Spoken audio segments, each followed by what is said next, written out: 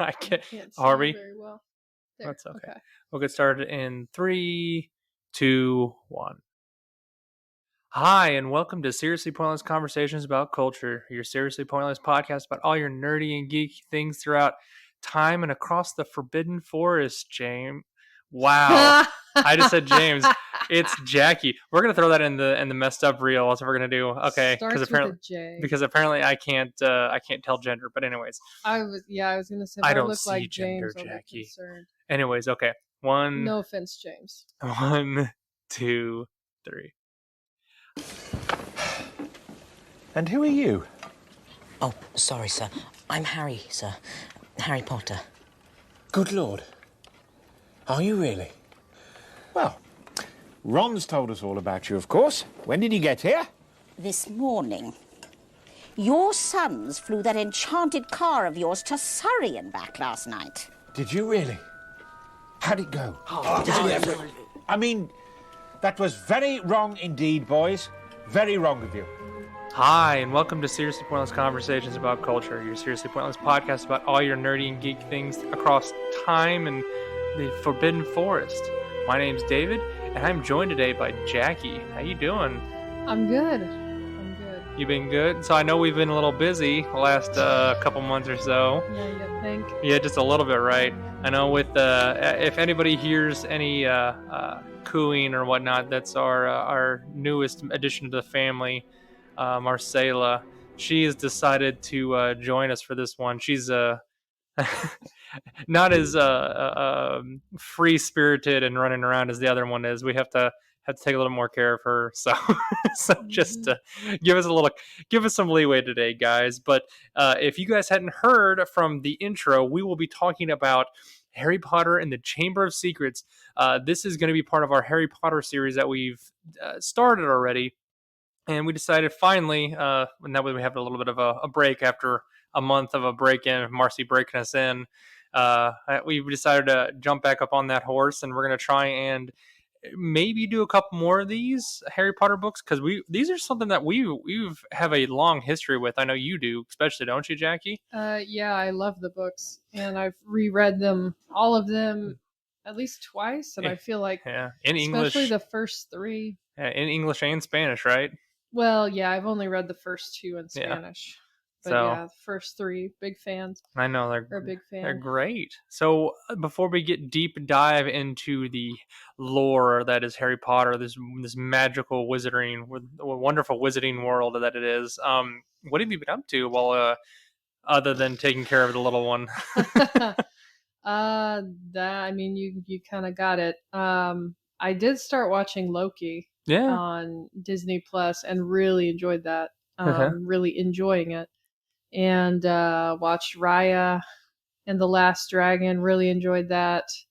And Luca also. So a lot of Disney. A lot of Disney stuff. Really enjoying it. And they've been firing on all cylinders this last summer. This summer. I mean, I've had a blast, especially you turned me on to Raya. Which I really enjoyed that one. We're gonna have to do an episode on that one because I like I said a little bit earlier, I thoroughly enjoyed it, and I thought it was probably one of the best Disney. I would call it Disney princess movie. It's one of the best Disney princess movies that they come out in a long time. I did like the Princess and the Frog they did a little while back. I liked the setting. It was a little not as much as like that was what I was into, but this was more along the lines of like a Mulan type film almost a little bit. A bird is hitting the window. Okay, good to know. It's a bird. It was freaking me out too. So I looked over there. It's a cardinal. I don't know why it's hitting the window. It's kind of trying to go in. You know how birds do that sometimes. Small world. But yeah, I kind of liked it. Like I said, I don't want to go too much into it, but I think we should do a episode on that at some point. That would be fun. I'd be down for that. Yeah, I think Raya and Luca both. My only complaint would be the endings are almost like too unrealistically happy. But then again, after COVID and the past 2 years, I'm down for that, and I want some happy. So all the happiness. I'm not even gonna criticize. I won't diss it. And you're right, Raya was awesome. It's a lot like Avatar: The Last Airbender, but that's all I'll say. I just very creative. We'll dig into that a little bit more. But yeah, I've actually been. I started watching Loki on my own because I know you've been kind of busy, like I said, with the little ones, and I've been going back to work. So you kind of had your hands full with running around with two kids, and like I said, I tip my hat to anybody that has any kind of children. That's just it's Any kind of children any kind sounds of kind of children, funny. any kind of children. I mean, there's dog Like parents out there like dog that, dog children, children, whatever cat it is. It's children. exhausting. So the That's sheer true. fact that you have time to do anything, my hat comes off to anybody, especially if you go to work or anything like that and through all this stuff. But even like stay at home parents, it's exhausting, just mentally and Mm-hmm. physically. So. But yeah, I started watching Loki, and you caught up to me, and I think we're gonna just watch it together now. I would like to do that with you because Yeah, me too. it's pretty fascinating. We've gotten to the point where he's messing around with the TVA on there, which is the Time Variance Authority, which is pretty fun. I'm not giving anything away there, and yeah, don't reveal anything. it's gotten a pretty fun point. I think this is the halfway point It is of the series, so I'm really excited to see well, what I'm they do with pretty it. sure it is. If it's like WandaVision, it's It'll going to be be 8 episodes. About 8 episodes, yeah. It's basically like a slightly extended movie is what they're doing. That's what it feels like. So, but yeah, I've been doing that. I started playing the Outer Worlds, which is kind of a Fallout New Vegas knockoff. It's fun. I enjoyed it. It's just basically kind of an action RPG. So I'm enjoying. You saw me playing it when you came down here. A lot of dialogue, a lot of choices and things. You have different skills and things like that. Yeah, so steampunkish looking girl a little talking bit. to you. Yeah, a little bit. Okay. Yeah. So that's what I've been up to. I've been doing that, and then I played. What did I play? I was playing Raft with James a while ago, but we've gotten to the point where we can't play until the next chapter comes out. Kelly wanted to keep playing it, but because she simply just wanted to build up on our raft.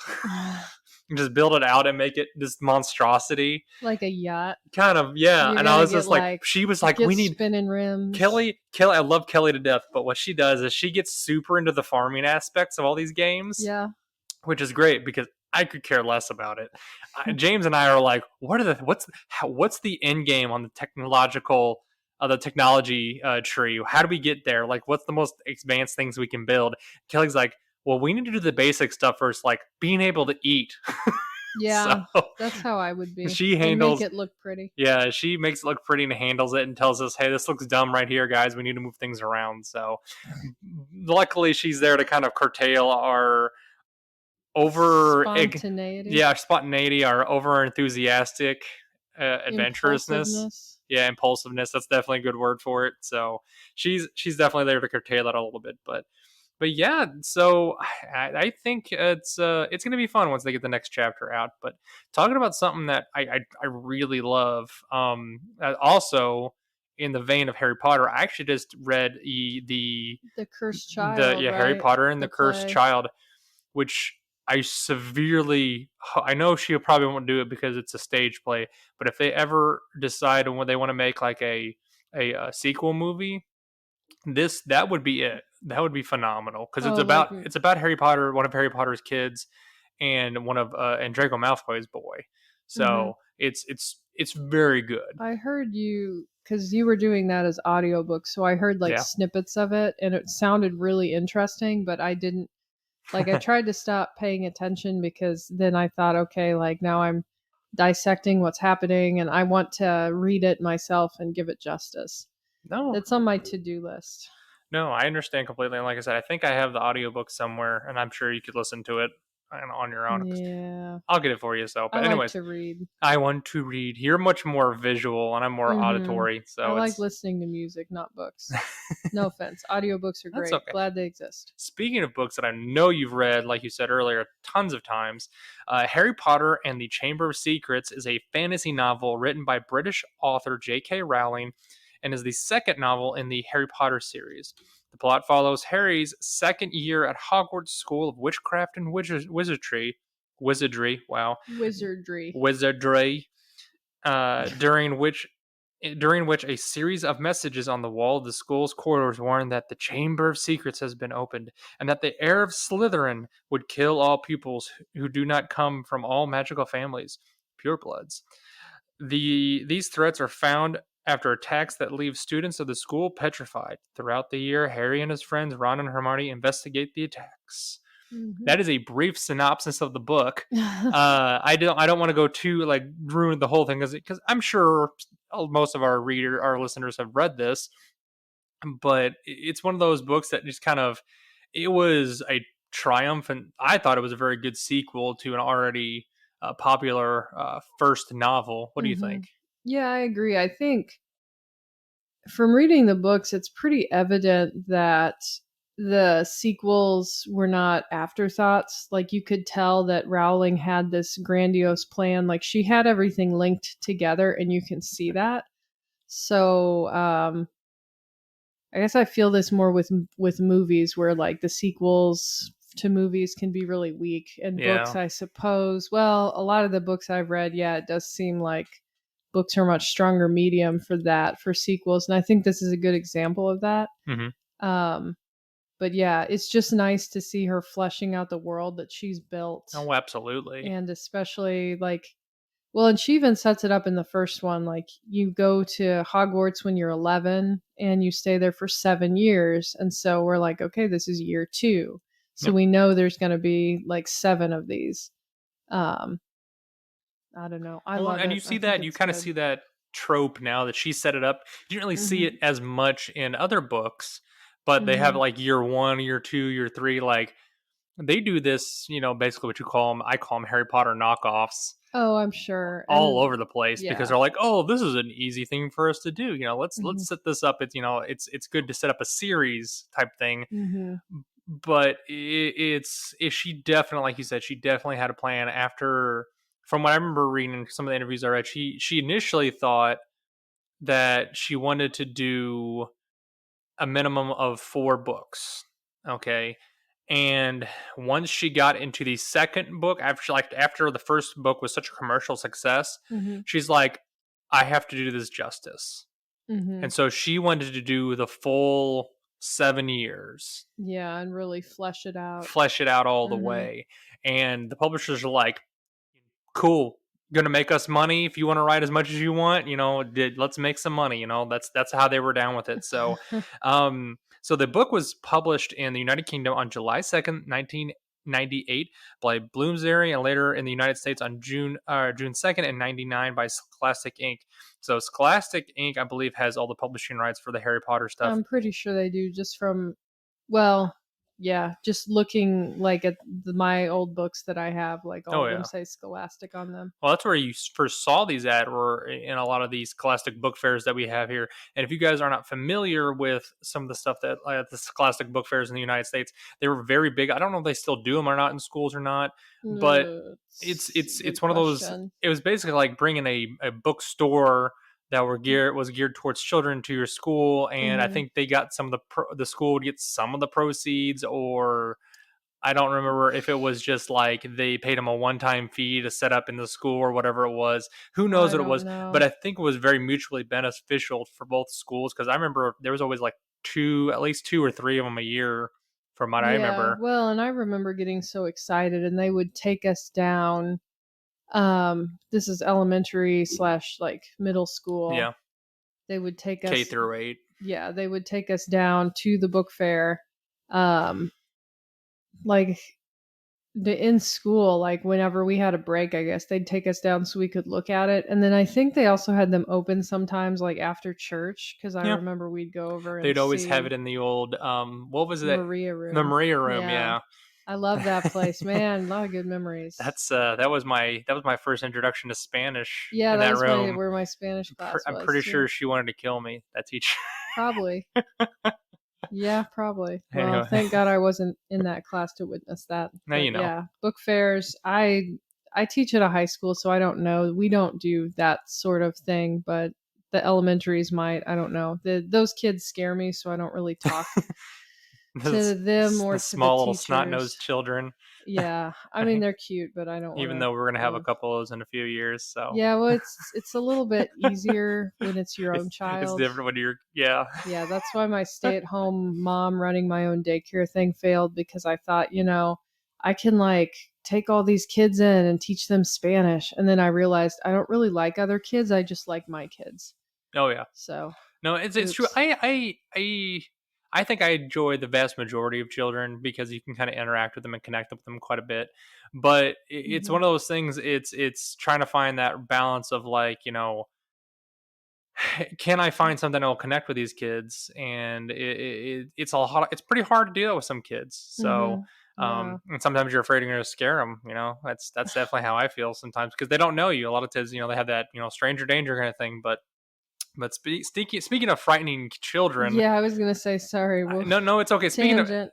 no, speaking of frightening children, that was actually one of the biggest issues in with that this book. with critics that critics have with this book because in this book they're actually legitimate. I believe nobody dies in this book, but once you get people down, have already died. Like people have Moaning Myrtle. They talk about that. Yeah, they talk about like death a and girl that how she died. died. Yeah, they actually killed 2 people. Was it 2 people or just Moaning Myrtle? I can't remember. I think it was just Moaning Myrtle. I think it was just Moaning Myrtle. Yeah.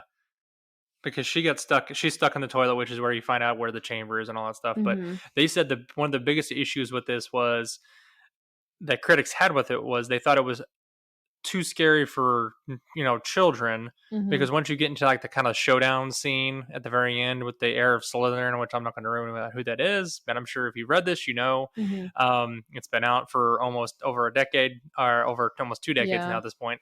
So if once you find out that who he's battling and whatnot, it's a very scary scene. And I remember kind of like they did it very good. They did excellent justice in the movie about how scary it was and how kind of creepy setting it was. And I enjoyed it quite a bit. But as a whole, I think the book is more than just that. And it's good because you have to kind of introduce that stuff. You can't be all just like happy-go-lucky kind of stuff like, we're gonna have fun adventures, Harry and Hermione and Ron. You gotta these kids are starting to grow up a little bit, and you have to introduce something that's a little frightening for them, right? Yeah, well, and compared to once you get to the 4th book, I think it gets real, and then it gets like much darker from there, but it's kind of like dipping your feet in and maturing. I think Rowling does a good job with these books of like gradually upping the ante, so to speak, like the maturity level. You can see the first one has, they all have some dramatic and scary moments, but it gets more and more intense and it matures with the kids. Like by the 5th book, especially, I remember being very angsty and depressing. And the 6th one kind of, but the 5th one was like, oh my gosh, like just to like get through this. Ugh. But it makes sense. He's a 15-year-old boy. And so I feel like she does a good job matching the age of kind of Harry channeling that a little bit. Yeah, his classmates. So this one, it's like dipping your feet in. And I was reading that. I feel like the same issues were found with all the books because we had people at our school. We went to a Catholic school, so that like I remember there were a few parents that flipped out and were like, you can't have Harry Potter in the library. That's awful. I feel like we might have mentioned we mentioned that before, and they did it again with all of them. But it's just the whole idea of magic and I kind of have the ideas. It's like if you understand that it's a fairy tale world, that it's a fairy tale world, and that it's not and it's fiction, and if your children understand that, you're not going to have problems with that. And I think a lot of people is like, if you can't trust your children to read something and understand that it's fiction, what are you going to do after they turn 18? It's like, and it'd be different than, if you're giving your kid a Clockwork Orange or something at like 8 you ain't years old. There. Wow. I feel like there are varying degrees. Yeah. There's an obvious thing of where, okay, that's appropriate. That's not. Yeah, and I totally agree with that. It's just kind of understanding. It's just like, what is appropriate for my child, and what will I allow them to do? Like, and I'm wholeheartedly once Lewis and Marcy get old enough, and they see these on the shelf, and they ask, hey, can I read this, or can you help me read this with me? I'm totally like, if they're old enough, like probably if he's like 8 or 9, maybe maybe 10 even.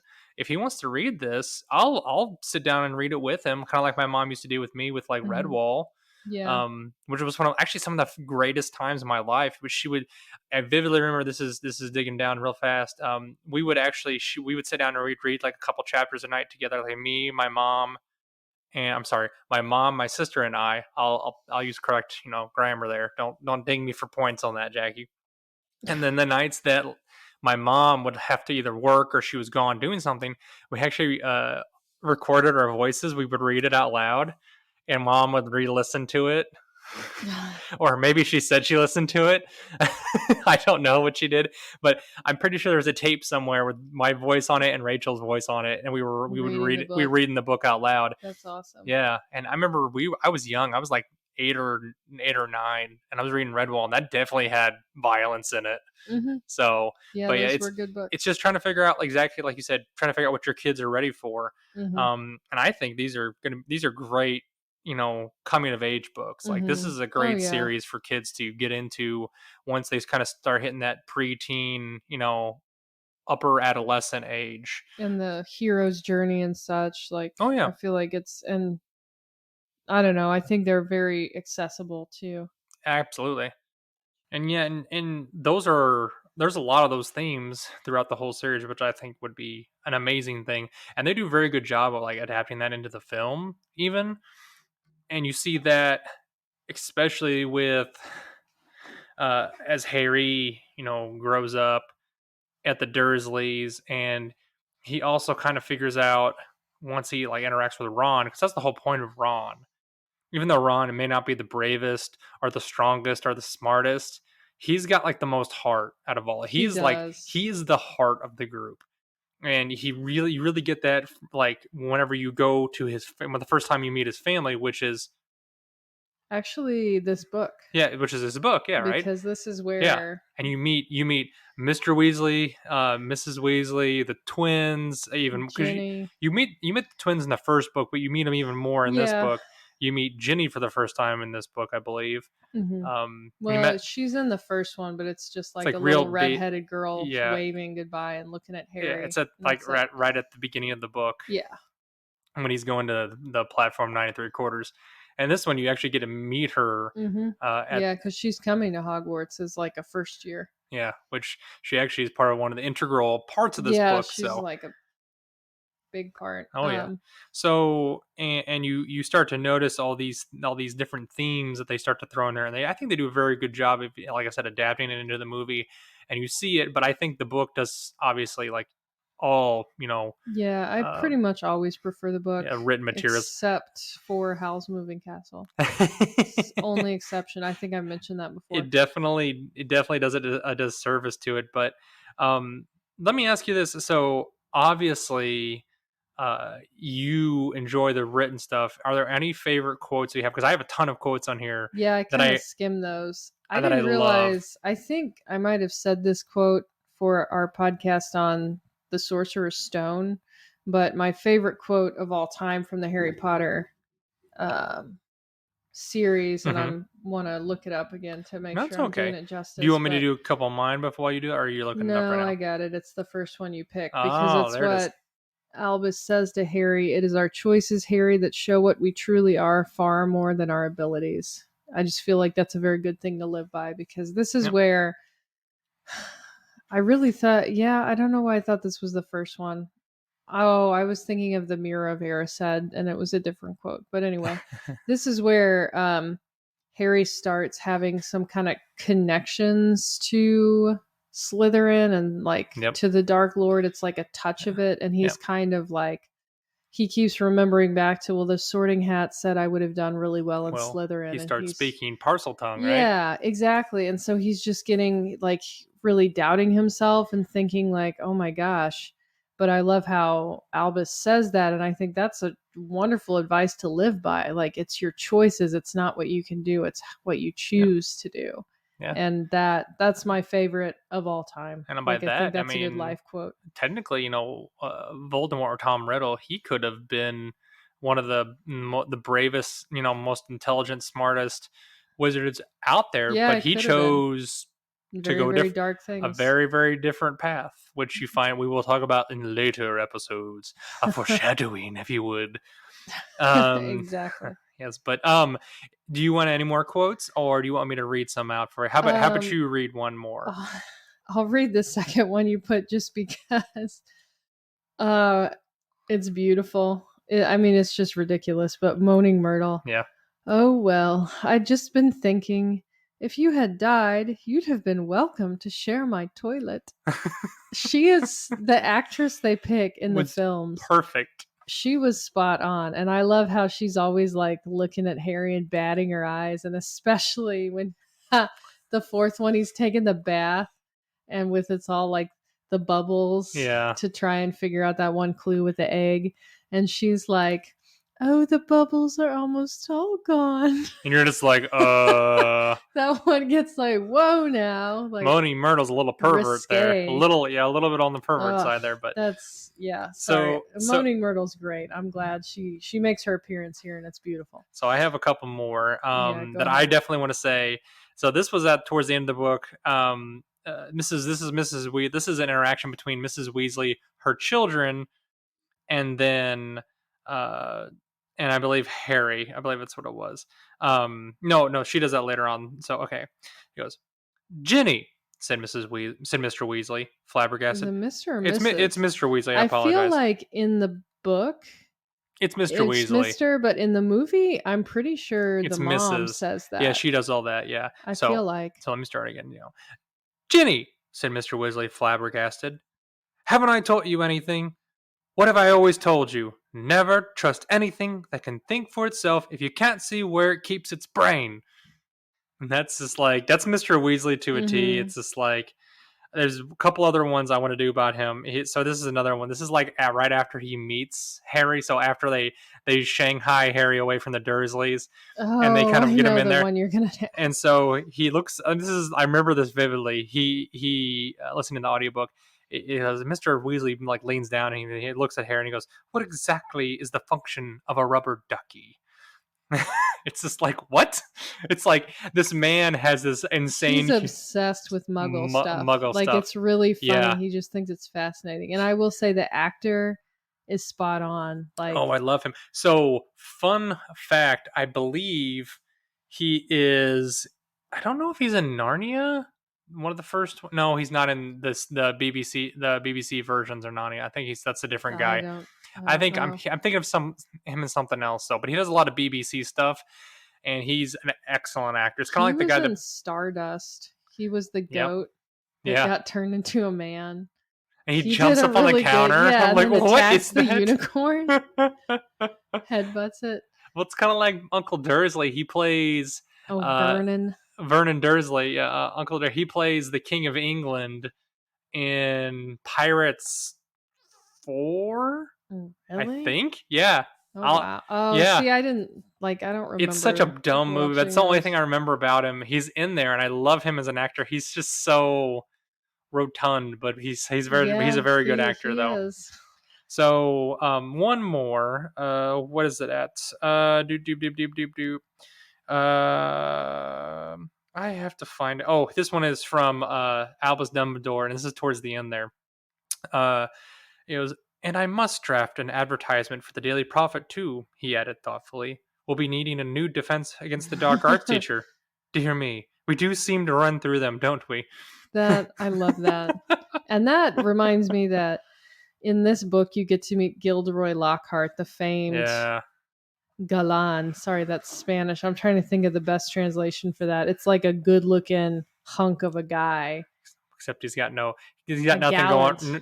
going on in between his ears. No, and I think this is one thing, for better or worse. I feel like I mentioned this too with our first podcast, that I really do love the movies, and I remember the debate of should you turn these books into movies, because if it's just a book, you can visualize things however you want. Once the movie's there, that kind of cements in your brain of how the characters all look and how things look. And I feel like, for better or worse, I do visualize all the characters as from the movie. Mm-hmm. Most every single one, except for Remus Lupin. I did not like their casting choice there, but that's another note for the third podcast. You didn't like Remus? No, I just don't. That actor, it's not how I pictured him in my head. But anyway, okay. Kenneth Branagh is perfect. He does such a good job. And I don't know this for a fact, so I don't want to like razz on him too much, but I think he as a person too is kind of full of himself. Oh, maybe absolutely. like a whole lot. And you get that, like he does such a good job in the in the movie of portraying Gilderoy Lockhart, and like, oh, talking about strange casting So choices. funny. Did you know that whenever the series was first getting spun up, that Robin Williams actually Yes, petitioned? I was actually going to mention that, and Rosie O'Donnell. Rosie, they wanted he petitioned. He wanted He to wanted be to be Hagrid, Hagrid, and J.K. Rowling was basically like, she had a strict British only, British or UK. They have to be actors from Britain or the UK. And to be in the film. And I was like, that's a yeah, bold I think stance. he contacted them. Robin Williams and Rosie O'Donnell wanted to be Molly Weasley. Yeah, which But that yeah, well Sorry. they both like contacted them, maybe even called them, and they were like, please, like I really want to do it. And they were like, no. I'm glad she put her foot down, because I like Robin Williams a whole lot, but I think would have brought way too much energy. Yeah, but he could do both those sides. He could do a very serious, he's a very talented actor. Very talented guy. Yeah, the guy, what is his name? I can see it if I think hard enough. Let me look it up real quick. The actor's name. No, it's okay. So he actually does visualize the credits. His name is Robbie Coltrane. Yeah, Robbie Coltrane. He is amazing. Yeah. He's like the perfect Hagrid. He really did. He really did a good job. He's actually not a very tall guy, and they actually had to get a stump double guy that's twice as big as everybody else. But it was literally But it did a lot of back behind behind him shots where the guy was standing up, and Coltrane had a lot of like camera angles and stuff like that. They do a lot of really cool things in the films. But anyways, sorry, it's getting sidetracked though. But yeah, that was kind of bizarre. But they do a really good job about picking most of the time, sans your, Remus Lupin choice. But I mean, they do things like later on they get, I know we're digressing quite a bit. They get Gary Oldman as Sirius Black. He's very good. They get who's Bellatrix? She Lestrange. is Lestrange. That was Tim Burton's wife for a while. Helena Bonham Carter. Yeah, they do. She's very good, because creepy. Like she does a good job being very disturbing with that role. Oh, absolutely. And they do. And fanatic. Yeah, they do such a great job at picking out the right people for those, those characters to portray them in these films. A lot of passion. So, absolutely. So, but let's do this without going super deep into all of the what book. Happens. What happens in the book? But let me hear. Can you give me your top 3 favorite moments in the book? I know I'm throwing out there 3. For you. Okay. Can you do 3 for me? One of them would be when they have one of their first lessons with Gilderoy Lockhart, and he brings in the pixies. That would be that's definitely one of my favorite moments, because he's like, he just lets them loose. And in the classroom, and the kids are all like, oh my gosh. And he hasn't taught them anything. He just says like, these little creatures, and he thinks they're just little pixies. They'll be easy to, corral. And that doesn't happen. No. And he runs out of the classroom, and I don't remember if it exactly happened the same as in the book, but in the film, he leaves Hermione, Ron, and Harry alone, and everybody else has run out of the room screaming. Yeah. And then he's like leaving, and he just says to them, well, I'll leave you 3 to nip them back into their cages, and like closes the door and runs off. So just like to see what an imbecile he is. Yeah. And it kind of ties in with the fact that they can't keep a Defense Against the Dark Arts teacher, and they're like, the only person who would take the job is an idiot. Yep. And so like he's written all these books about the wonderful things he's done. The epitome of fail until you succeed kind of guy. He just kind of like fails up almost, because he's never really done anything in his life. He's only he's always taken everybody else's like ideas and made them his own. All he can do, the only thing he's good at are like memory curses, or like forgetfulness curses. which Obliviate. you find out later in the book. Yeah. So that's your first one. Let me do my first one because I'll give you a little turns give you a little time to think about think, something because I know I kind of threw that at you out of nowhere. Man, So there's a lot. I'm good at that, Go aren't I? ahead. Just throwing you curveballs. Yeah, You're just like, pretty she's much. like, why isn't this in the outline? Why? But my number one choice is actually the first part in the book whenever the Weasleys rescue Harry Potter. I know it's kind of cliche, like at the very Oh, beginning, that's a good one. but Too. I was gonna love say that part in with there the flying that car. he goes to that the Dursleys have put bars on his windows because he basically inflates Aunt what's her name? No, you're thinking of the third book. This is Oh, the no. one where with the cake, where Dobby. Oh, that's right. He squishes. Yeah, Dobby. Well, Dobby's trying to warn him. Dobby's Yeah. like, "You must She not slams go the back cake, to yeah. Hogwarts, Harry and Potter." he gets in trouble for it. And exactly. He they drops the basically cake on they Vernon's install- boss's wife. Yeah, and they install the bar windows on the bars, and they put a little flap on his door so they can push food through. It's and they put locks. I'm like, who it's does ludicrous. this? Yeah. So it's amazing. And whenever the Ron and the twins friend George Springham, I'm like, this is phenomenal. Like true, these guys are like best buds. With the flying car. When the flying car shows up and they break him out, it's just like that they're going to be friends, and no matter through thick and thin, no matter what at this point, because the fact that they're willing to break him out of jail, essentially, it's just great. So that's one of my favorite. That's actually my favorite part in the whole book. So because it really solidifies their friendship, in my opinion. That is a very good part. Second, it's sad, but I like when Hermione gets petrified because it's very dramatic because it's been like leading up to the, different people getting petrified. There's that little boy Colin that, saw the thing. Colin Creevy. Yes, through his camera. It was Hermione and I thought there was another boy. There was another girl. They look in the puddle. They see him in the puddle. I don't think it's Colin. It was somebody else. The first one was the first victim. It wasn't Colin Creevy because Colin Creevy was the second one, and Hermione's the third one. No, Hermione. There's Mrs. Norris is one of them, and there's maybe that's what I was thinking of. Nearly Headless Nick is one of them, and I think there's a female student it's one of the girls on the Quidditch team because she sees the thing through Nearly Headless Nick. Oh, that's what I was thinking of. I was thinking water. I would have to, Hermione's the last one because that's the pivotal moment. Because she uses a mirror. Yes, she had a mirror and she was like looking behind corners because she suspected what it was. She figured it out. Yeah. And so when she like gets petrified, Ron and Harry are devastated. Yeah. And people were suspecting Harry of it, but then when she gets petrified, they're like, oh. That's I guess that's not Harry. That's his, that's his best friend. But that kind of steals them, like STEELS, like metal, like it gets Ron and Harry like we gotta figure this out. Like it makes it real dramatic. Of we need to like figure out what's happening. I have a good quote about that. It goes, in lieu of Hermione getting petrified, Harry asks, but why has she got to go to the library? And then Ron replies, because that's what Hermione does, says Ron, shrugging. When in doubt, go to the library. I was like, this is fun. That's phenomenal.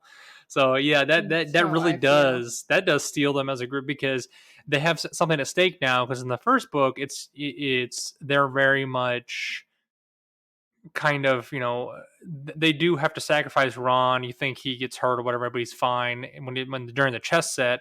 But in the second book, it's like they don't know if they're going to be able to heal Hermione or not. And they're like, well, we have to figure this out to save our friend. It's a little bit more is at stake, in my opinion.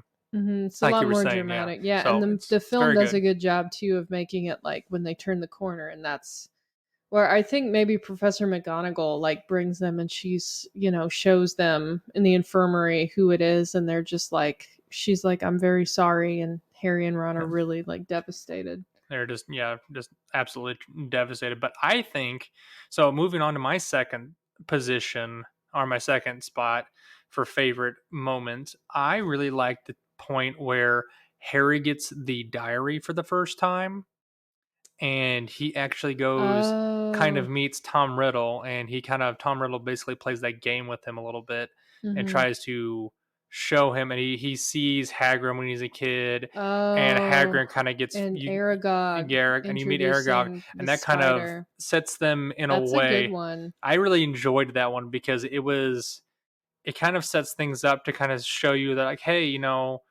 by this time, even though Tom Riddle is still he's a teenager at this point, he's freaking evil. He is like a straight up Well, Slytherin. very manipulative. Very much so. Like, he's very much about ambition and power and going after Mhm. whatever he can do to try and just, you know, Take over. take over and get whatever power he can. And it's kind of sad that he kind of ruins Hagrid's life in the process. Mhm. But it also kind of shows that Hagrid has a huge heart to try to, help whoever or whatever needs help, Yeah, well, mostly and animals. So that he loves animals, and Hagrid's very like, much it so. wasn't Aragog, he wouldn't do it. Yeah, so Wouldn't hurt a I fly. really like that Gets expelled for that. because like we were saying earlier, and this is one of those big themes that's in the book, or that the way the second book, it just really expands the characters even Mhm. more, because it's like the first book, it just like, hey, I'm gonna dip my toe in this world, and this one you're basically starting to wade into the waters Mhm. quite a bit, and you're really learning about all these characters, and you're learning a lot more of their backstory, because you Mhm. don't know anything about Hagrid other than he's not supposed to use magic. That's all you know, Yeah. and he's the groundskeeper in the I first think book. he mentions in the first one he was kicked out of He Hogwarts, was but kicked. there's no Yeah, no details details whatsoever. other than you figure that the pieces of his wand are in his umbrella. You figure that out, Yeah, but that's about it. that's about And it. that But he's huge. yeah, he's humongous. But you learn more about that in the Hmm. next books. So, Yeah, in the upcoming ones. and what is your final Third one. pick? Well, there's a lot of good ones, but this is kind of funny. My third one would be at the end Mm-hmm. after they figured everything out, and I think they're in Diagon Alley, and Mm-hmm. Harry is with the Weasleys, and he confronts Lucius Malfoy, and Lucius is there, and Dobby's with him, and Harry hands him the diary, and Stole he's mine. I'm going to like, think of a different one now. "That was what you're Yeah, gonna go say?" ahead though. Go ahead. I'll But think of he's something else. like, "I think you dropped this, and I think this belongs to you." Or did he? No, Because no, the diary's he. all damaged So and what he did? Yeah, destroyed he basically puts a sock or inside in the a book. book, and he hands it to And I Lucius. guess it's not the diary that he gives him, because the In diary's been destroyed with the snake No, no, thing, no, no, right? no. It's the It is diary, the diary. because Lucius says that's not mine. He goes, because you gave it to Oh, us in Diagon Alley, and that's where you gave it to us. And so he tries to give it yeah, back to him, like, I okay. think you dropped this, kind of yada yada And yada he thing. takes it and then just flings it at Dobby, and or he, Yeah, like it just gives it to Dobby and is like, "Take this." And then Dobby opens it up, and yeah, it's like there's a sock in there, and if you give a house elf anything. Yeah, an article of clothing, then they're freed. And then Dobby is like, "Master has given Dobby clothes. Dobby is so yeah, free." And Lucius yeah. Dobby is loses his free, mind and is like, "You lost me my servant." and he's And all he pissed starts off. to Yeah, like try and attack Harry, and Dobby's like, "You shall not harm Harry and he Potter." just He jacks him up, uses and you his start magic. and you notice how strong. You find out how House elves strong are are actually actually like are, really but powerful. if for whatever reason they're just like, they just want to be servants a little bit, or I don't know if they want to be servants, but they like to do work. I guess I don't know Yeah. if it's like ingrained in them, but it's very strange kind of thing, which we can talk about that a little bit more. Yeah, they kind of like bring that in slowly of like the other magical creatures, and almost Yeah, ideas of like racism, that how yeah. these different races are treated.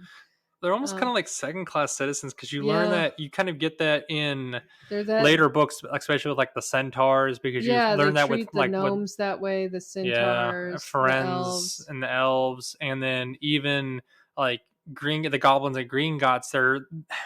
They not serve a purpose, they but the wizards don't really like them. Or, yeah, they know why they're there. Unless they have to. Yeah, it's only because they have to. Mm-hmm. But I guess the part that I like the most I guess now that since you took away my third one, I will use my. That's funny. We had the same one. My runner up will be the part wherever Harry doesn't know what he needs to do to try to fight the basilisk, and the Forks, the Phoenix comes flying in. Fox, the Phoenix comes. I always call him Forks. It's Fox. Fox, sorry. Fawkes. So Fox, the Phoenix, comes flying in, and he starts attacking the serpent, and basically blinds him so he can't hurt him.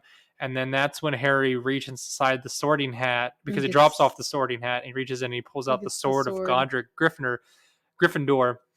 And you learn out later that only a true Gryffindor can pull that out, can call it for this time of need.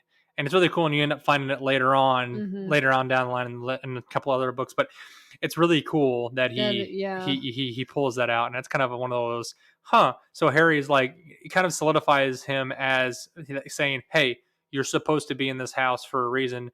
This is where this is who you truly are. This is the kind of person you're going to be." Because throughout the whole book, he has that bit in the back of his head. He's like, was I supposed to be in Slytherin? Am I an awful person? And I really like that she kind of revisits that in Harry Potter and the Cursed Child, which we can talk about that in the future, because I have to read it first. I don't want to ruin it. I don't want to ruin it for you, but she revisits that a little bit. And it's not with your choices. It's not with Harry. It's with one of his kids. One of his kids gets put in Slytherin, and it's very interesting, to say the least. Is it Albus Severus? Albus Severus Potter. Yeah, he gets put in Slytherin, and it's very interesting to learn about. So and that's interesting, because I thought, from my understanding, the House of Slytherin was just like dead, like they were disbanded it after the 7th book. No, they kept. Apparently, she keeps it around. They keep it around because technically, even though he's a total kind of even though Salazar Slytherin is like a total douche nozzle, and he's kind of a racist, he's kind of Hitler. Like, he's just like a little bit like Hitler. So not really. Like, he didn't kill a bunch of people. He just did. He believed in the whole he's like the racist old drunk grandpa that comes to like your Christmas party, and after he's had a few, he definitely starts spouting off like, and you're just like slight white nationalist stuff. And you're just like, oh, God help us. That's a really interesting juxtaposition to think about. Salazar Slytherin and like a wife beater sitting on his porch in a lawn chair, drinking a bud. He's just like cursing at everybody in parcel tongue. As they walk by, and like complaining about people moving in the neighborhood. He's like, I'm gonna be a sovereign citizen and go move out. That's right. Sticks. Don't tread on me, Jackie. He's got a snake on his flag. I feel bad.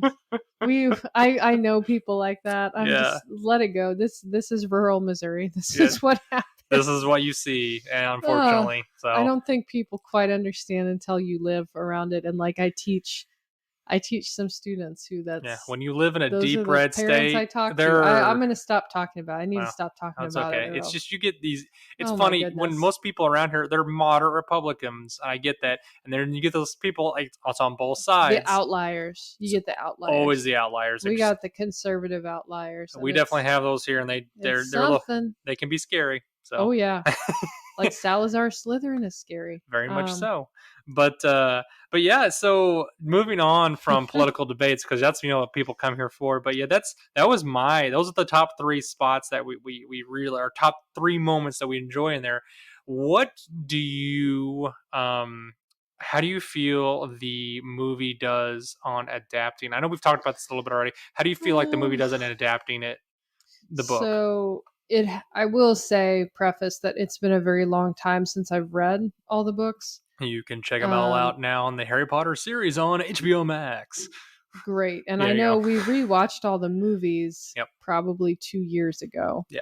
And from my memories, got into one of your moods and you're like, I want to watch the Harry Potter. Yeah. The first and the second films were pretty darn accurate to the books. Mm-hmm. And minimal changes, if any, were made.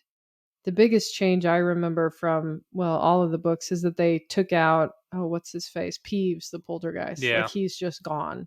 And I kind of understand why in the film they did that.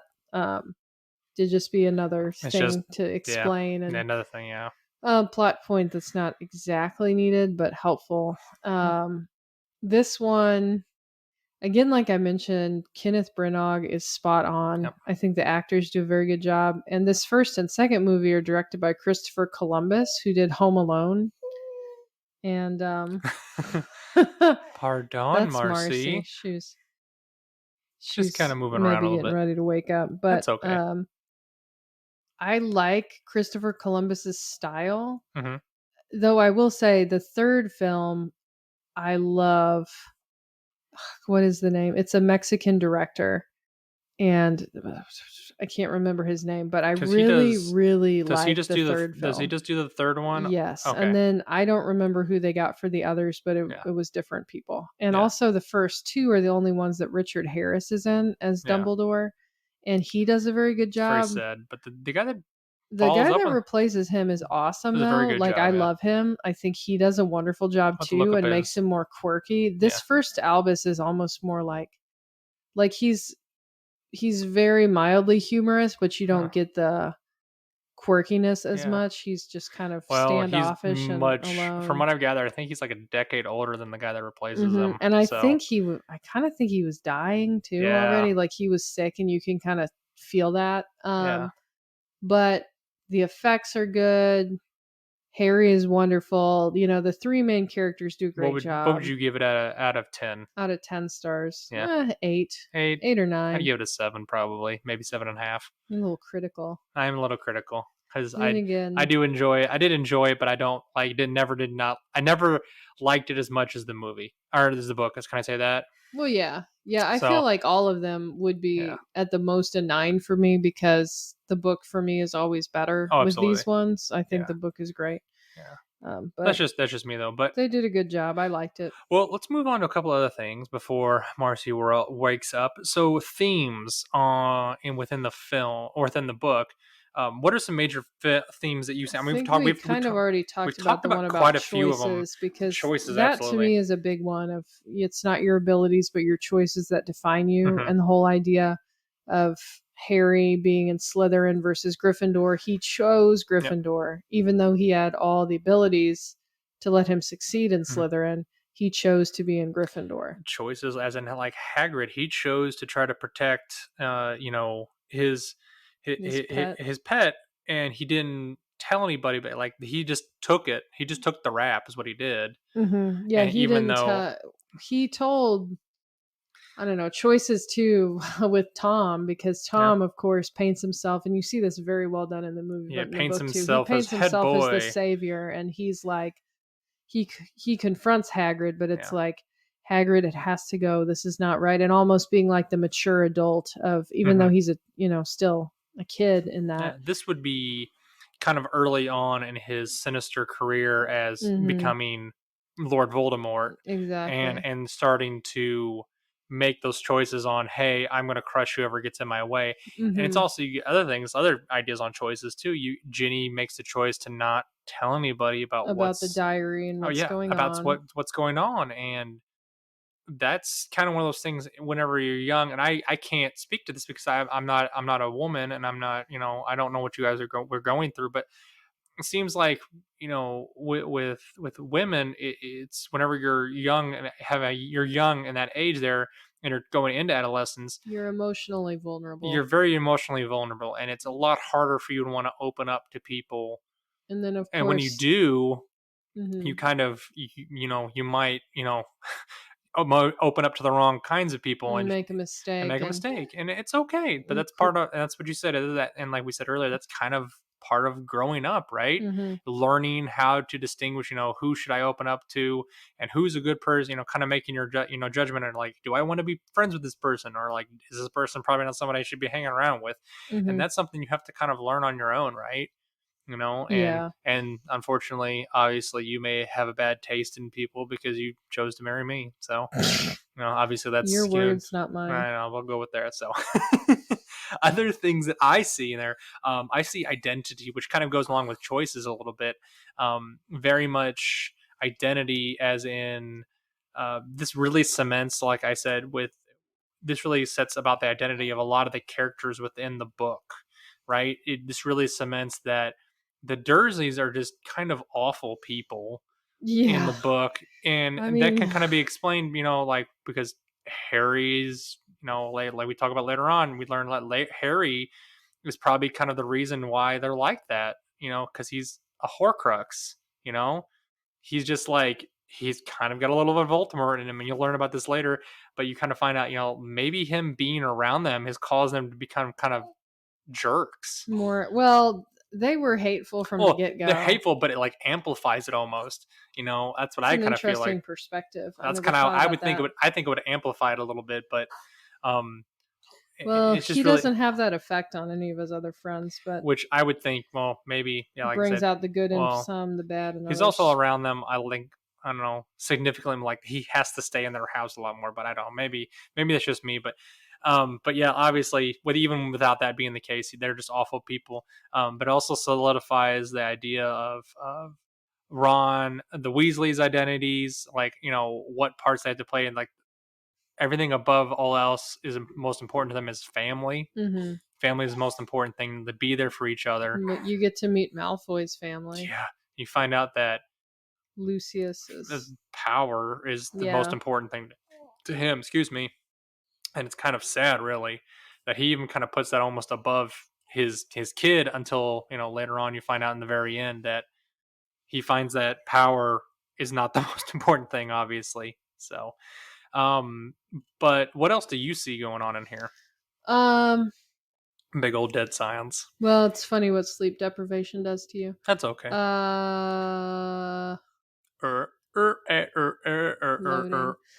Well, you said identity, choices, those are big ones. So Jackie.exe is still loading. Yes, thank you, James, for that earlier. Thank you. I feel like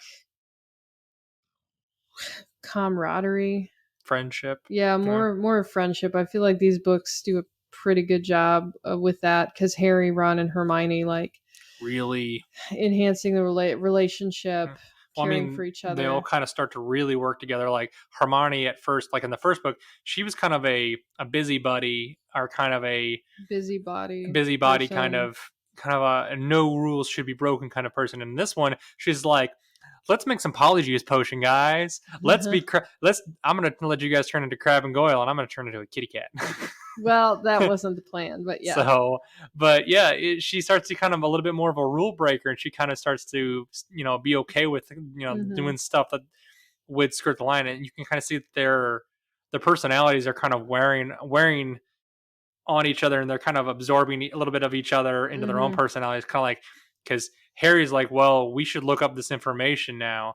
And, Hermione is starting to get a little more hard in her, kind of like Ron does, because she's starting to care a lot more about these guys.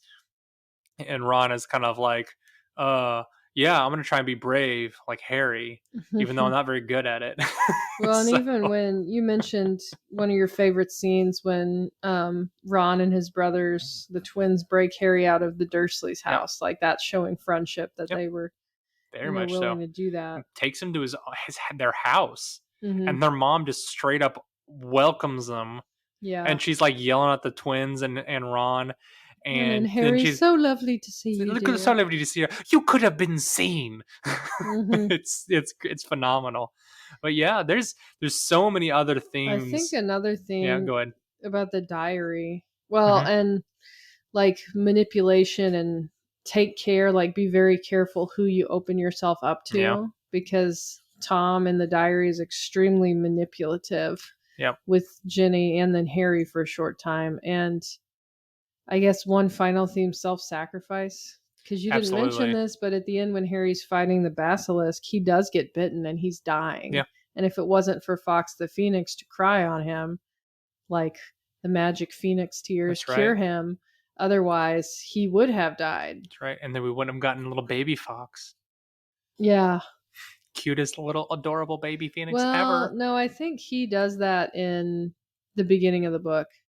Yeah, because Harry goes into I know, I'm just Albus's office, and then like Fox is like this old curmudgeonly like bird. He's not curmudgeonly, but he's this. He looks old and sick, and he's just sitting there. His and then he feathers explodes in are coming off. flames. Yeah, and Harry was like, whoa. Then this might just be in the movie, but Dumbledore comes in, and then Harry's like, "Sir, your freaking bird, out. It caught fire." Yeah, just like losing and his Albus stuff. is like, "Well, it's about time. He's been looking awful this past week." Just kind of like finally says, about humor. freaking time. Yeah, I think that is in the beginning of this book, because then that sets up what a phoenix is, and then why when he shows up with the Sorting Hat with the big battle. But yeah, so is there, I know we're kind of hitting the end of our stride, but is there anything else that you would like to talk about before I hit in with critical responses and awards on this at all? No, I think go for it. Yeah, go for it. Okay. So obviously, this movie, this film and this book have both been hailed as, very well done. The book is especially well received. Was especially well received when it was released. It was, multiple publications stated it as it's going to be a reread multiple times throughout your life. And it got several awards being placed on numerous must-read children's book lists. And like I said, it's one of those books that I kind of hope to pass along to my kids whenever they get old enough, and they can enjoy it. Isn't that right? Somebody just woke up, guys. She made it the whole time sleeping, and finally she's up. Do you want to say hi, Marcy? She's eh. You're gonna snore to people? Oh, that's good. I'll take it.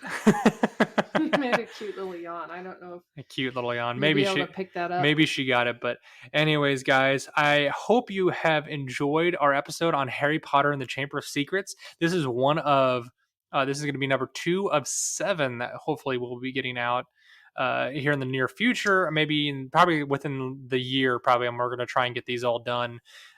If not, we'll see what the timeline takes. But Jackie, is there anything you would like to say before we head out? No, other than I think you got distracted by Marcy. Were you going to say anything else about the awards? No, not really. That's like I said, it's a good book. It's pretty good, and like I said, it sold a bajillion copies just like the first one. But like I said, it didn't win any crazy, Caldecott honor awards or anything like that. It was the start of a multi-billion-dollar franchise for JK. So, but anyways, guys, Jackie, I just want to say thank you for showing up. Marcy, thanks for showing up too. Somebody's hungry, guys. Yep. So, all right, I'm going to let you get out of here, Jackie. Sounds good. Bye. All right, I'm going to finish up here, guys. Again, I just want to say thanks for everybody showing up today. If you enjoyed this episode, hit and like and subscribe to our channel. Let us know what we did right. If you liked this episode, please let us know what you liked about the episode. If you didn't, tell us what you didn't like if you didn't like the episode. But like I said, we want to try and continue to do things like this, and if you enjoy the style in which we're doing it, let us know. You can hit us up the link to all of our podcasts and things are down below in the link tree, and there's also a email if you want to get a hold of us. All right, guys, I'm gonna get out of here. Again, thanks to Jackie for showing up and waxing philosophical with me about some literature that we love so very much. All right, we're gonna get out of here. Have a great day, guys. Bye. If you're interested in keeping up to date with new episodes on our channel, add us on any of your favorite podcasting apps, or subscribe to our YouTube channel at Seriously Pointless Conversations. If you have questions or concerns, please email us at seriouslypointlessconvo@gmail.com. We appreciate any feedback. Thank you for listening to our show.